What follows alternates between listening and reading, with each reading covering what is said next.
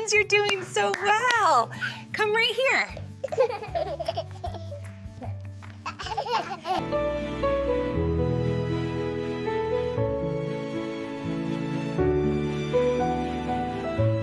His thumb moved across the security video on his phone, looking for proof that someone was lying to him. 18 months, 11 babysitters. Every single one had taken something: money, his pride, medicine, his ability to believe anyone anymore. When the living room camera showed 3 empty wheelchairs sitting together on the wooden floor, James Mitchell's chest felt tight. Where were his boys? The picture moved. He saw something happening. Daniel, Thomas, Benjamin, standing up, walking forward. 3 pairs of wobbly legs carrying them toward Sophia Carter's open arms like they had been practicing for this moment their whole lives. The phone fell out of his hand. His back hit the wall. The man who had built a huge company by being smart and careful watched the word impossible disappear on a glowing screen. And he felt every wall he had built around his heart start to break down. 2 years before this, James Mitchell lost something that changed his whole life. Rebecca's heart stopped 45 minutes after she had the 3 babies. No warning, no chance to say goodbye. Just a cold hospital getting colder and 3 tiny babies fighting to breathe in clear plastic boxes down a bright hallway. James held her hand until it got cold. Then he made himself walk down the hall to see his children for the first time. Daniel, Thomas, Benjamin. 3 small bodies. 3 lives he knew nothing about. The doctors didn't wait long to give him more bad news. Brain damage. All 3 babies. Very bad. The brain doctor's voice was cold and flat. Mr. Mitchell, looking at the brain pictures and how their muscles work, they probably will never be able to walk by themselves. Walking, maybe never. James heard the words, but he couldn't really understand them. Not all the way. He was still planning Rebecca's funeral in his head, still trying to understand how he walked into that hospital with a wife and walked out alone with 3 babies who might never stand up. Hey everyone, thanks for stopping by. Comment where you're watching from. Someone near you might be watching too. Hit like, share, subscribe, and tap the bell so you never miss a story. Watch till the very end. The final twist will blow your mind. Let's jump right in.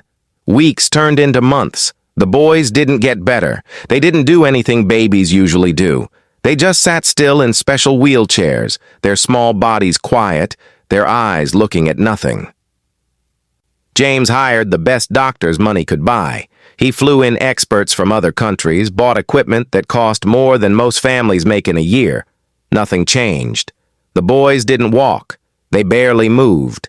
And James, alone in his big house in Washington, started believing what the doctors had said.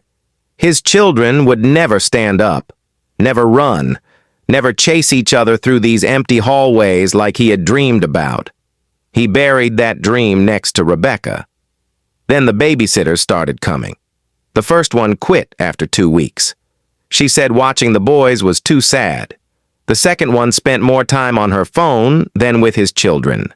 James fired her that same day. The third one seemed perfect, kind, smart, caring, until he found out she had sold pictures of his boys' medical equipment to a magazine for $600. After that, something inside James broke completely. One babysitter stole medicine. Another got into his bank account and took $20,000.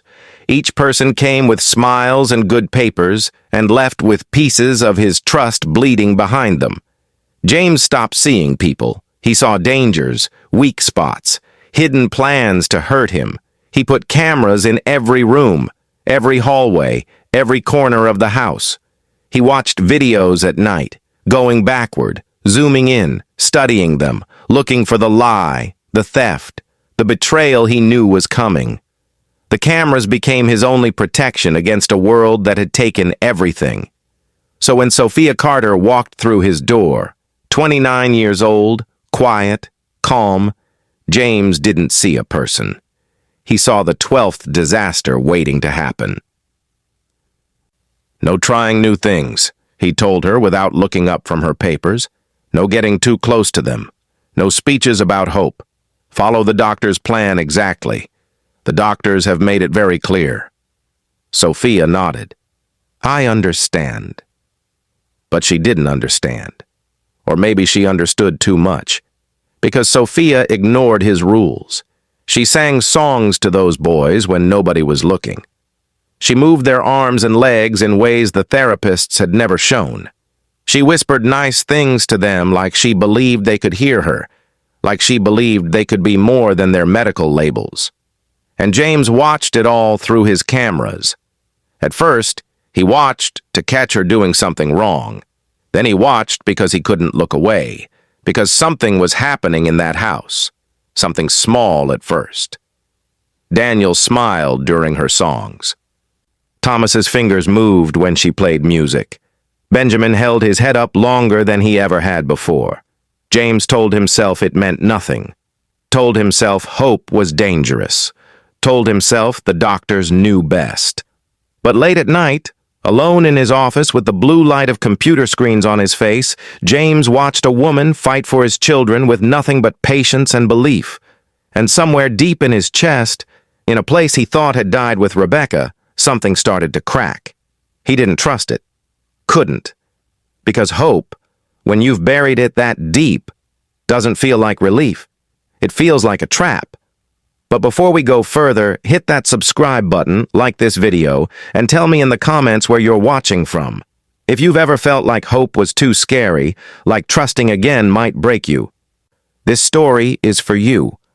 Sometimes miracles don't ask permission. They just show up. The house woke up the same way every morning. Quiet, not peaceful quiet. The kind that pushes against your chest like a weight. James stood at the kitchen window, coffee getting cold in his hand, watching sunrise come over the back gardens. The gardener was already there, cutting bushes nobody walked past anymore. The fountain in the middle of the garden hadn't worked in months. James kept meaning to call someone. He never did. Behind him, down the long hallway leading to the east part of the house, he heard the soft hum of a motorized wheelchair. The morning nurse moving one of the boys. Probably Thomas. Thomas liked sitting by the window in the therapy room when morning light came through just right. James didn't turn around. He used to. In the beginning, right after they came home from the hospital, James would run to every sound, every cry, every small change. He would sit between their cribs for hours, watching their tiny chests go up and down, scared that if he looked away, something would go wrong. Rebecca would have been better at this. She had wanted children more than anything. 5 years of trying, 3 rounds of special treatments. When she finally got pregnant with triplets, she cried for 2 days straight. Happy tears. The kind that come when something you've wanted forever finally becomes real. James remembered the nursery she had painted. Pale yellow walls. A painting of elephants and giraffes. 3 cribs arranged in a half circle so the boys could see each other when they woke up. That nursery sat empty now. The boys slept in medical beds in the therapy room, beds that could move up and down with side rails, with machines watching their breathing through the night. The yellow room with the animal painting had become storage for equipment they had tried once and given up on. James took a sip of cold coffee and made a face. The house was too big. 27 rooms for a man who only used 3. His office, his bedroom, the kitchen when he remembered to eat. Everything else felt like a museum, kept nice but not lived in. He had bought this place for Rebecca. She loved old houses, the stone walls, the high ceilings. She said it felt like a house with stories to tell. Now the only stories were the ones James replayed on security videos at 2 in the morning. He put the coffee cup in the sink and walked toward his office. The hallway stretched long and dark. Family pictures used to line these walls. Rebecca insisted on it. Houses need faces, she would say. Otherwise, they're just buildings. James had taken them down 6 months after she died. He couldn't walk past her smile 20 times a day. Couldn't see the hope in her eyes, The way she looked at him like he could fix anything. He had failed her, failed their children, failed every promise he had made in that hospital when he held her hand and told her he would take care of them. The frames left light marks on the wallpaper, ghosts of a life that almost happened. James pushed open his office door and sat at his desk. 3 computer screens glowed on the wall. Living room, hallway, therapy room. There they were, his children. Daniel sat in his blue wheelchair staring at the bookshelf. Thomas was by the window, just like James thought. Benjamin's eyes were closed, his small body still except for the gentle up and down of breathing. Sophia moved between them, fixing blankets, straightening toys. Her movements were slow and careful, like she knew this room held something that could break. James watched her hands. 11 babysitters, 11 disasters, 11 reasons to believe she would be no different. But she had been here 3 weeks now. No complaints, no shortcuts, no phone calls she shouldn't make or cabinets she shouldn't open. Just quiet steadiness. James leaned back in his chair. That's what worried him most. Sophia had a routine. Every morning she came into the therapy room at exactly 7. She would greet the night nurse, read the boys' sleep charts, then spend the first 10 minutes just sitting with them. Not talking, not fixing anything, just there. James noticed this through the cameras. It bothered him at first. He was paying her to work, not to sit. But then he realized something. She wasn't sitting and doing nothing. She was watching, learning, studying the way Daniel's fingers curled when he was uncomfortable, the way Thomas's breathing changed when he needed to be moved, the way Benjamin's eyes flickered under closed lids during his morning sleep. She was learning his children in a way James had stopped trying to. On her 4th morning, Sophia brought a small speaker into the therapy room. Nothing fancy. Just a little speaker she pulled from her bag. She put it on the shelf and pressed play. Soft piano music filled the room. James watched from his office, finger hovering over the intercom button. This wasn't in the plan. The boys had specific sound therapy sessions on Thursdays done by a licensed therapist. Random music wasn't part of the schedule, but he didn't press the button. Because Daniel turned his head. It was small, just a few inches to the right, but James saw it clearly on the screen. His son, who spent most days staring at the same spot on the wall, turned toward the sound. Sophia noticed, too. She didn't make a big deal of it. Didn't clap or cheer. She just smiled softly and turned the volume slightly higher. Thomas's fingers twitched against his armrest. James leaned closer to the screen. Sophia knelt beside Thomas's wheelchair, moving slowly and carefully. She didn't touch him right away. Just put herself where he could see her and waited. "You like that?" she asked quietly. "It's Chopin. My grandmother used to play it on Sunday mornings." Thomas didn't answer, but his fingers twitched again. Sophia reached out and put her hand near his, not touching, just close enough that he could feel her warmth if he wanted. She stayed like that for a long moment. James's throat felt tight. When was the last time he had sat with his children like that? When was the last time he had just been there, without checking monitors or reading therapy reports or counting how much the latest doctor was costing him? He couldn't remember. That afternoon, James found himself walking toward the therapy room. He told himself he needed to check the equipment, make sure everything was working right. But when he got to the door and heard Sophia's voice inside, he stopped. She was reading. Not a medical book or therapy guide, a children's story. Something about a rabbit who wanted to learn to fly. Everyone told him, "Rabbits don't fly," Sophia read, her voice gentle and clear. But the little rabbit didn't listen. He climbed to the top of the hill every single day. And every single day he jumped.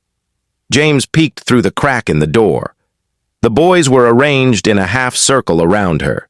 She sat on the floor, legs crossed, the book open in her lap. Her eyes moved between the pages and their faces, checking, connecting. Did he ever fly? she asked them. What do you think? Silence, but Benjamin's eyes were open, looking at her face. James stepped back from the door. His chest felt strange, tight and loose at the same time. He walked back to his office without going into the room. That night, watching the video, he saw her read that story 3 more times. Saw the way she changed her voice for different characters. Saw the way she paused to let the words sink in. Saw his children watching her. Something was changing in that house. James could feel it. He just didn't trust it yet. James couldn't stop watching. Every night after the house went dark, he would sit in his office with the glow of screens painting shadows across his face. He told himself it was being careful, being responsible, a father protecting his children from another betrayal. But that wasn't true anymore. He was watching because something was happening, something he didn't understand. Week 3. Sophia had stopped following the plan completely. It started small. The music, the stories, things he could dismiss as harmless extras to her routine. But then it grew. One evening, James pulled up the afternoon video and almost choked on his drink. Sophia was on the floor with Daniel. She had his small legs in her hands and was moving them slowly, steadily, left, right, like he was walking. Like his muscles remembered something his brain had forgotten. James's jaw clenched. This wasn't in any therapy plan. No doctor had said to do this. She was making things up, breaking every rule he had set.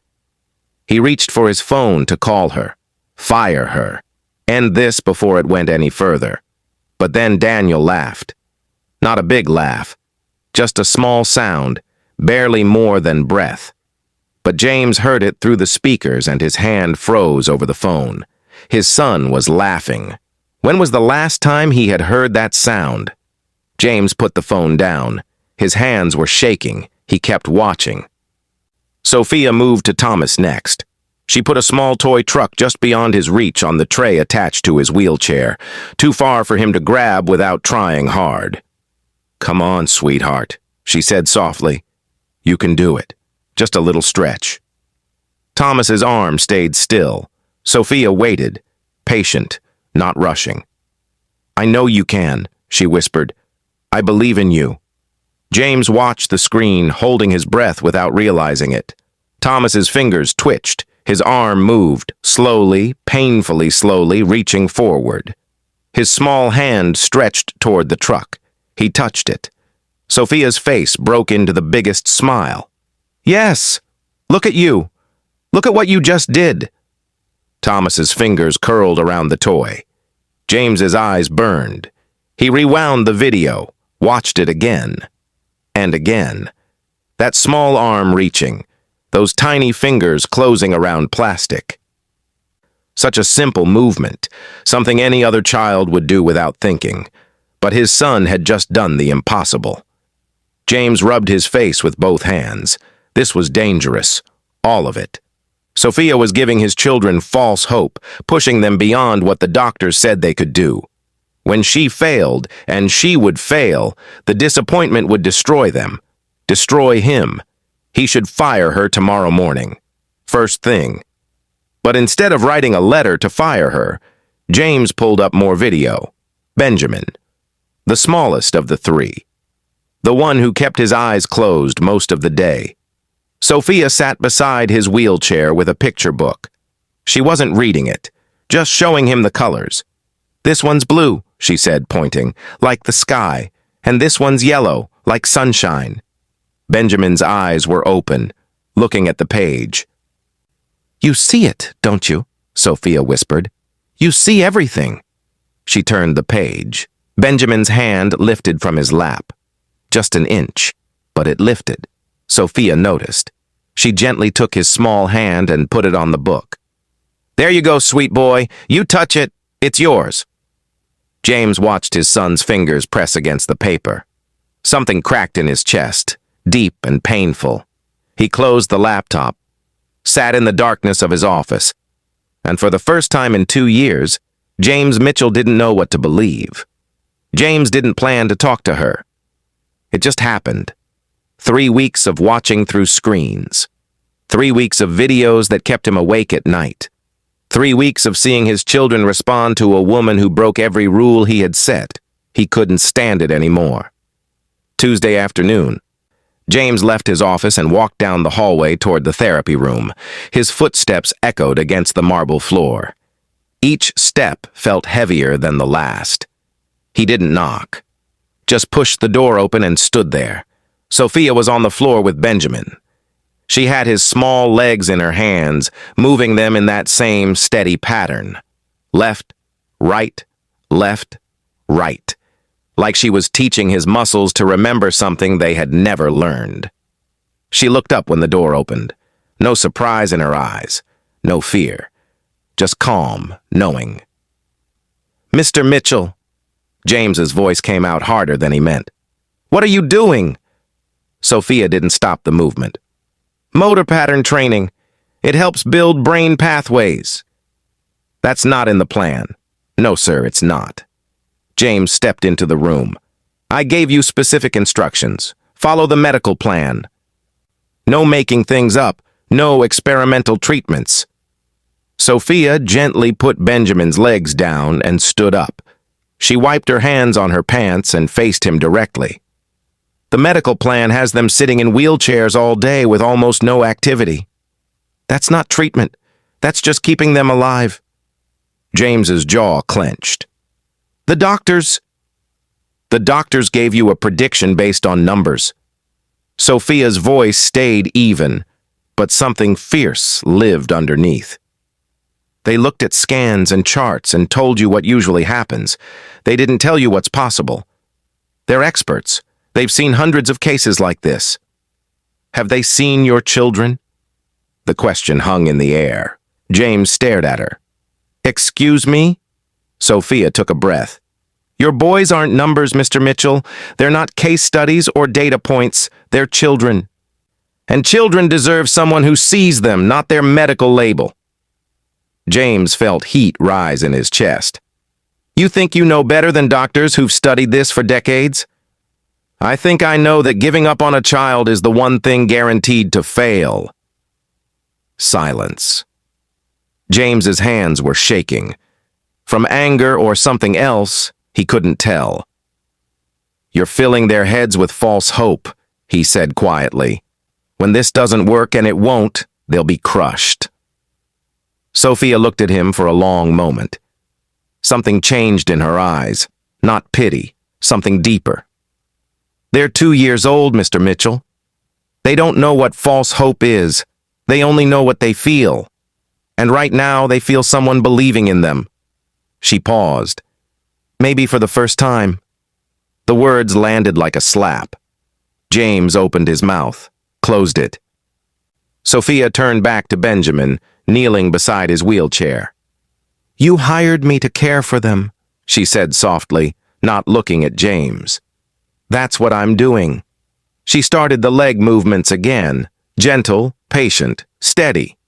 James stood there watching her ignore him. His mind screamed to fire her, right now, call the agency and have her replaced by morning.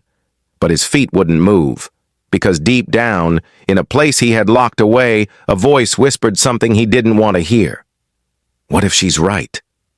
James turned and walked out. He didn't say another word, but he didn't fire her either. That night, James couldn't sleep. He sat at his desk with a firing letter open on his laptop. The cursor blinked at the end of the first sentence. Patient and unforgiving. Dear Ms. Carter, starting immediately, your services are no longer needed. He had written those words 11 times before. Different names, same result. His fingers knew the rhythm. Type the letter, call the agency, sign the papers, move on. But tonight, his hands wouldn't cooperate. James stared at the screen until his eyes hurt. Then he minimized the document and pulled up the security video. The house was quiet. Lights dimmed. Everyone should have been asleep hours ago. But the therapy room camera showed a soft glow coming from inside. Sophia was still there. James leaned closer to the screen. She sat on the floor in the center of the room, legs crossed, surrounded by 3 wheelchairs arranged in a half circle. A small lamp on the shelf cast warm shadows across her face. The boys were supposed to be in their medical beds by now. The night nurse should have moved them an hour ago, but there they were, still with her. Sophia wasn't doing exercises, wasn't following any plan. She was just sitting with them, humming a song James didn't recognize. Something old and gentle, like a song passed down through families. James turned up the volume. Her voice came through the speakers, soft and clear. She reached up and touched Daniel's hand where it rested on his armrest. Didn't grab it, just laid her fingers over his. "You did so good today," she whispered. "I'm so proud of you. Do you know that? I'm proud of you." Daniel's fingers curled slightly. Just a small movement, but on purpose. James's throat tightened. Sophia held his hand for a long moment, then moved to Thomas. She fixed his blanket, tucking the edges around his small legs, even though it didn't need fixing. Her hands moved with such gentleness, such care, like he was made of something precious. "Sweet boy," she said softly, smoothing his hair back from his forehead. "You're so much stronger than anyone knows. I see it. Even if they don't, I see it." Thomas's eyes were closed, but James noticed his breathing had changed, slower, calmer, the way a child breathes when they feel safe. Then Sophia turned to Benjamin, the smallest of the 3, the one who kept his eyes shut most of the day, like the world was too much to take in. Sophia lifted his tiny hand and pressed it against her cheek. Her eyes closed. "I see you," she whispered. "All of you, every piece. You're not broken, baby. You're just waiting, and I'll wait with you, as long as it takes." A tear slipped down her cheek. James stared at the screen. This woman, this stranger, she was sitting in his house at 11 at night, crying over his children, talking to them like they understood, like they mattered, like their lives meant something beyond medical charts and therapy schedules. When was the last time he had done that? When was the last time he had just sat with them?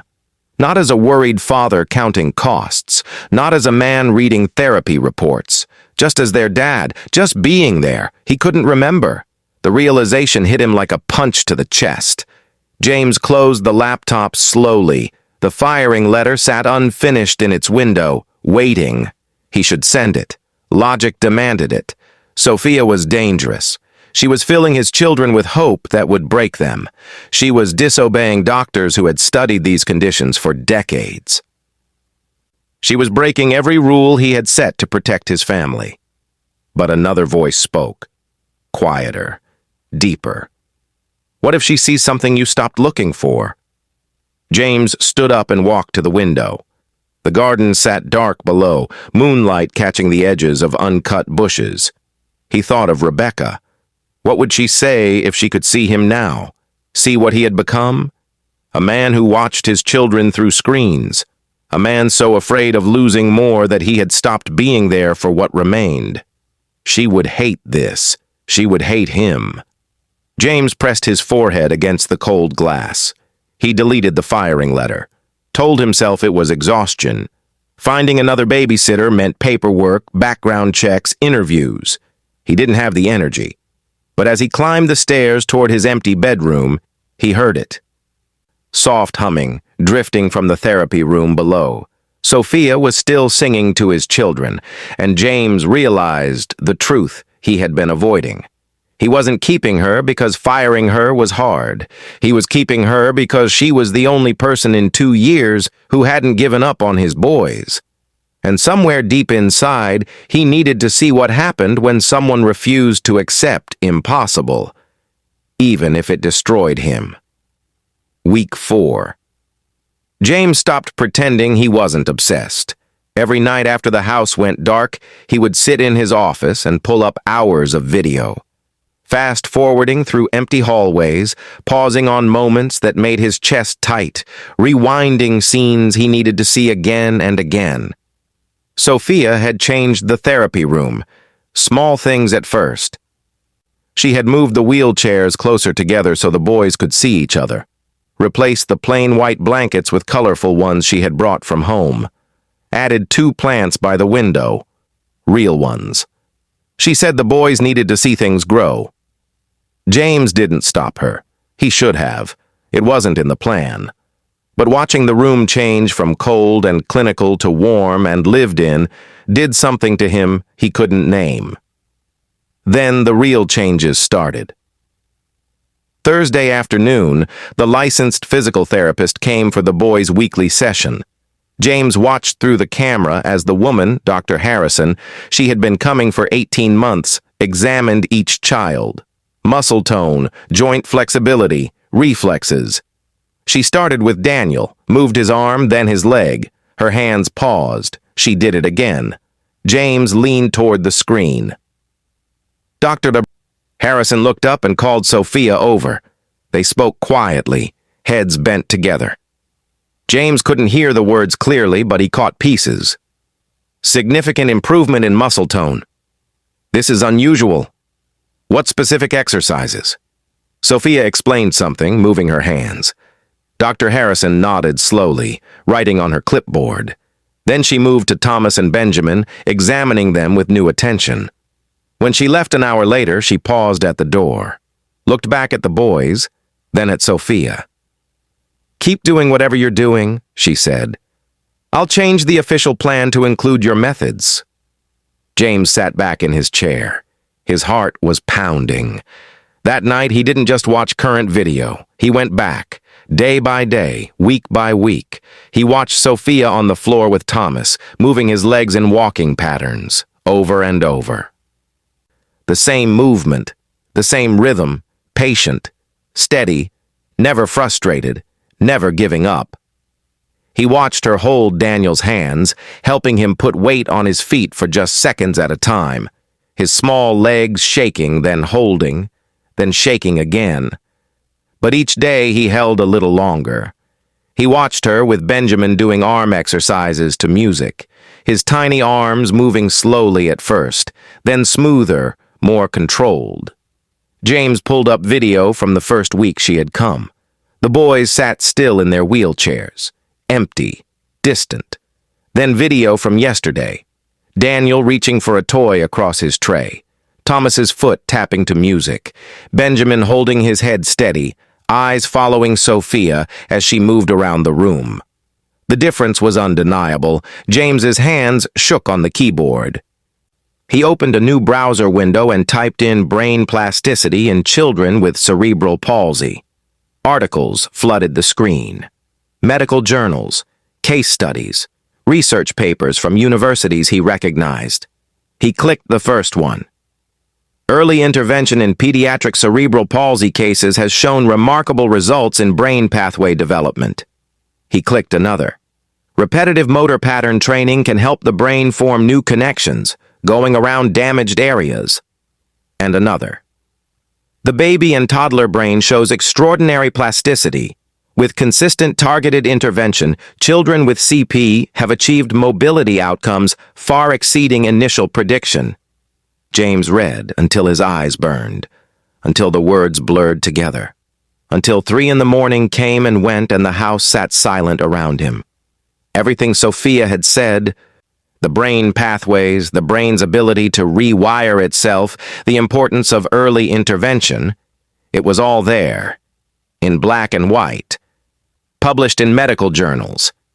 And he had never looked, not once in 2 years. He had taken those first doctors at their word, accepted their verdict like a death sentence, stopped researching, stopped questioning, stopped hoping. James closed the laptop and sat in darkness. His children were improving, actually improving, doing things those first doctors said they would never do, and he had almost fired the woman responsible, twice. His stomach turned. For 2 years he had poured money into maintaining his children's limitations.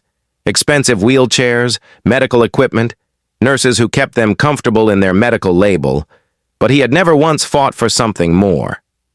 Sophia had been here 4 weeks, making $15 an hour, and she had done what his millions hadn't touched.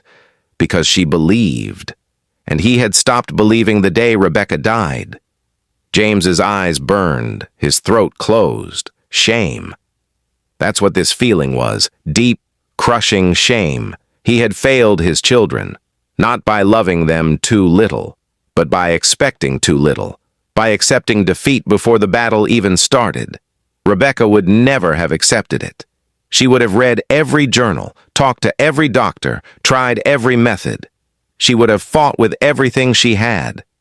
But Rebecca was gone, and James had buried his fight with her. Until Sophia walked through his door and showed him what he had forgotten. That giving up was a choice, and he had been choosing it every single day. James didn't sleep that night, or the next. He wandered his house like a ghost, passing rooms he had stopped entering years ago. The formal dining room where he and Rebecca had planned to host holiday dinners. The sunroom where she had wanted to read while the boys played. The nursery with the yellow walls and the animal painting she had done herself. He opened that door for the first time in 18 months. Dust covered everything. The 3 cribs still stood in their half circle. A mobile of stars and moons hung still above them. Rebecca's rocking chair sat in the corner, a folded blanket draped over its arm. James stood in the doorway, unable to step inside. This was supposed to be their life. He closed the door and walked away. Friday morning, he skipped his office completely. Instead, he stood in the hallway outside the therapy room, back against the wall, listening. Sophia was inside with the boys. He could hear her voice through the door. "That's it, Daniel. Just like that. See? Your legs know what to do. We just have to remind them." James closed his eyes. "Thomas, baby, look at you. You're holding that toy so tight. You're so strong." His throat hurt. "Benjamin, sweet boy, you watching your brothers? You're learning, aren't you? Taking it all in." James pressed his hands against his eyes. What had he done? For 2 years, he had hidden behind screens and spreadsheets. He had paid people to love his children because he was too broken to do it himself. He had accepted their limitations as permanent because accepting defeat was easier than fighting for hope. And all the while, his boys had been waiting for someone to see them. Sophia saw them. A stranger saw what their own father had been too blind to notice. James heard laughter through the door, small and breathy, but real. One of the boys. Maybe Daniel, maybe all 3. His heart cracked. He should be in there. He should be the one making them laugh. He should be the one moving their legs and holding their hands and telling them they could do impossible things. But he didn't know how anymore. Rebecca had taken that part of him when she died. James stood up slowly. His legs felt weak. He walked back to his office, but he didn't turn on the screens. Instead, he sat at his desk and stared at the picture he kept in his drawer. Rebecca, 8 months pregnant. Glowing. Her hands rested on her belly, and she was looking at the camera with so much hope it hurt to see. "I'm sorry," James whispered. "Sorry for giving up. Sorry for hiding. Sorry for letting fear win." He put the picture back and opened his laptop. Not to watch video this time. He searched for pediatric brain doctors, experts in early intervention, therapists who believed in brain plasticity. He made a list of names, phone numbers, emails. If Sophia could do this much in 4 weeks with nothing but faith and consistency, what could happen with real support, real resources, real belief? James stared at the list. For the first time in 2 years, he felt something stir in his chest. Not quite hope, but close, something like possibility. He closed the laptop and stood up. It was almost afternoon, almost time for the boys' rest period. James took a breath. He wasn't ready to walk into that room yet, wasn't ready to face what he had become or what he had failed to be. But maybe tomorrow. Maybe tomorrow he would try. He didn't know that tomorrow would change everything, that in less than 24 hours he would open his phone and see something that would bring him to his knees, that his whole world was about to shatter and rebuild itself in a single moment. But for now, James sat in his quiet office, holding the smallest seed of belief. And somewhere down the hallway, Sophia was teaching his children to walk. Thursday afternoon. James sat in his office, laptop open, looking at quarterly reports for his company. Numbers blurred on the screen. He couldn't focus. His mind kept drifting to the therapy room. It was almost 3. Sophia would be finishing the boys' afternoon exercises. He had watched the routine so many times he had it memorized. Music first, then motor pattern training, then the reaching exercises. His phone buzzed. Motion alert. Living room. James frowned. The boys were supposed to be in the therapy room at this hour. He picked up his phone and opened the security app, expecting to see Sophia moving them for a snack or a change of scenery. The image took a moment to register. 3 wheelchairs sitting against the wall. Empty. James's stomach dropped. His first thought was panic. Something happened. An emergency. The nurse had to rush them somewhere. Then he saw them. Center of the living room. Hardwood floor shining in the afternoon light. Daniel, Thomas, Benjamin, standing up. James's breath stopped. His 3 children. His paralyzed children. The boys, doctors said, would never stand. They were upright, unsteady, shaking, but standing on their own 2 feet. Sophia knelt before them, about 5 feet away. Her arms stretched wide open. Tears ran down her face. "Come on, babies," she whispered. "Come to me. You can do it. 1 step." James couldn't breathe. Daniel moved first.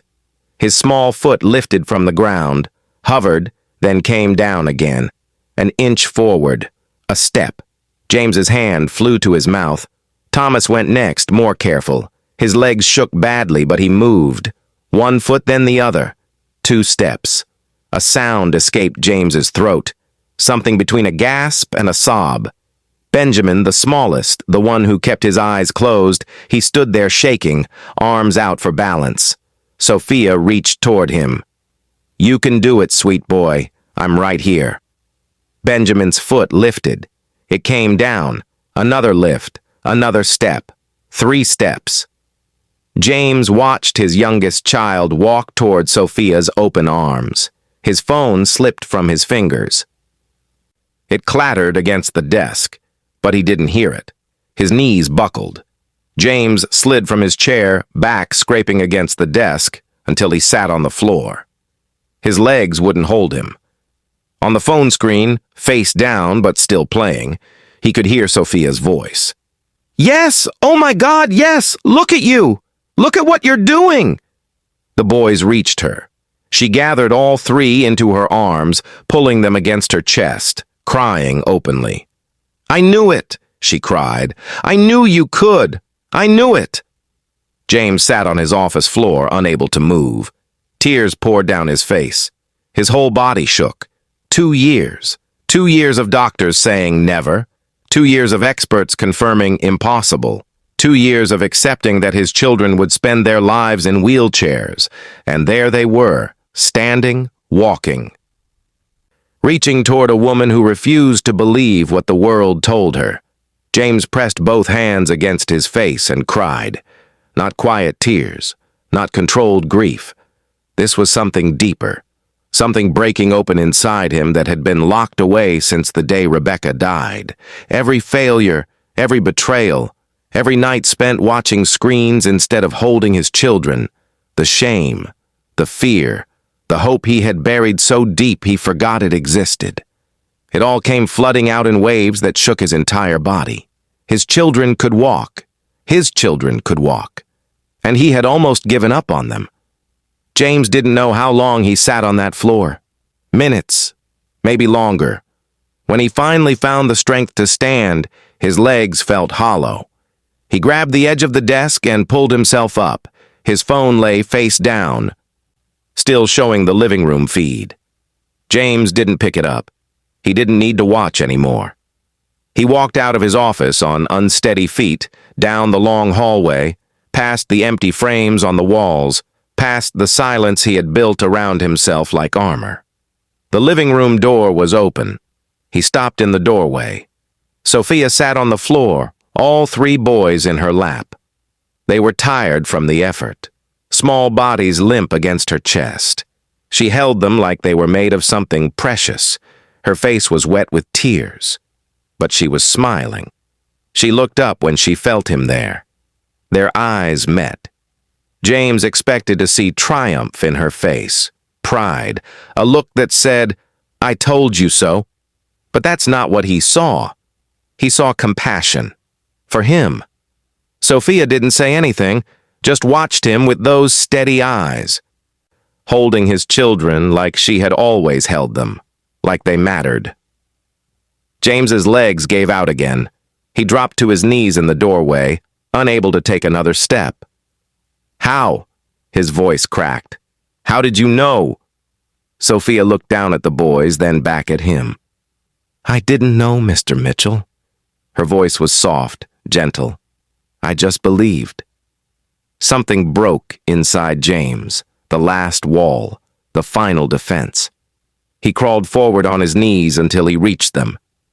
His hands shook as he touched Daniel's face, then Thomas's, then Benjamin's, his children. For 2 years, he had watched them through screens, loved them from a distance, kept his heart locked away because losing more would kill him.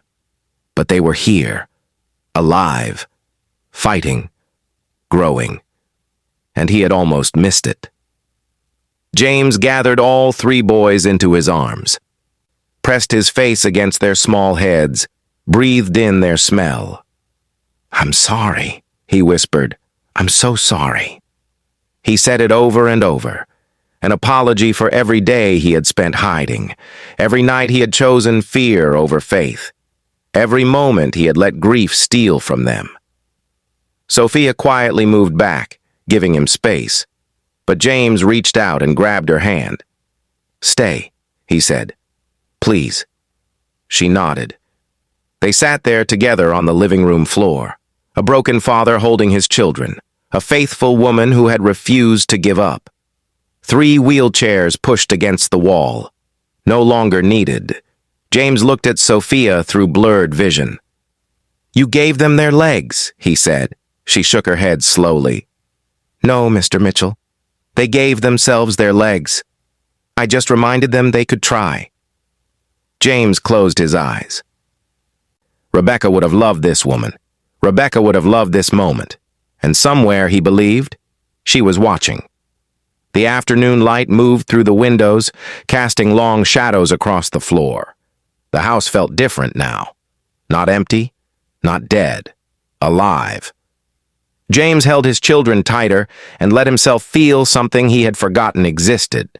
Hope, not fragile hope, not careful hope. Real hope, the kind that costs everything and gives back more. He didn't know what tomorrow would bring. More therapy, more work, more challenges. But for the first time in 2 years, James Mitchell wasn't afraid of tomorrow because he finally understood. Miracles don't need permission. They just need someone brave enough to believe they're possible. Dear viewers, what you just saw is only a piece of the bigger story. In the next video, a twist no one saw coming will be revealed. Make sure you're here for it. I would love to hear what you would have done in this situation. Drop your thoughts below. I read every single comment. Thanks so much for watching. Show some love by liking, subscribing, and sharing this with someone who needs to see it.